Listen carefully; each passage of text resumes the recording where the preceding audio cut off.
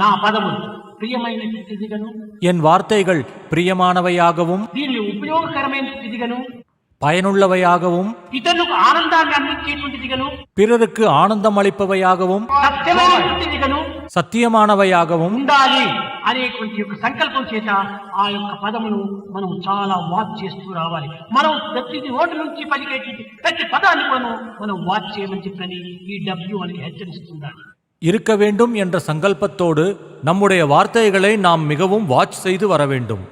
நம்முடைய ஒவ்வொரு வார்த்தையையும் நாம் வாட்ச் செய்ய வேண்டும் என்பதையே இந்த W என்ற எழுத்து எச்சரிக்கின்றது. హే మానవా, పవిత్రమైనటువంటి యొక్క నాలుకను నీకు అందించినందుకు నీవు ఇష్టం వచ్చినట్టుగా నీవు వాగడానికి ఏమాత్రం అధికారం లేదు అని నాలుకను కూడా నువ్వు హెచ్చరించమని ఈ వర్డ్ అనేటువంటి చెప్తుంటుండాలి. ஏ மனிதனே, பவித்திரமான நாக்கை உனக்கு அளித்ததற்கு நீ இஷ்டப்படியெல்லாம் பேசுவதற்கு உனக்கு எம்மாத்திரமும் அதிகாரம் இல்லை என நாக்கையும் கூட இந்த வேர்ட் என்பது எச்சரிக்கின்றது. இதே சத்தியம், இதே சத்தியம்.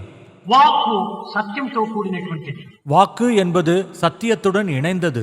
కనుకనే మొట్టమొదట వాచ్ యువర్ వర్డ్, ఇది సత్యాన్ని నీవు ఆధారంగా చేసుకోమని ఈ యొక్క సత్యం మానవుని యొక్క మొట్టమొదటి విలువను హెచ్చరిస్తూ ఉంటుండాలి. எனவேதான் முதலில் வாட்ச் யுவர் வேர்ட்ஸ் என்ற சத்தியத்தை ஆதாரமாக செய்து கொள் என்று இந்த முதல் எழுத்து எச்சரிக்கின்றது.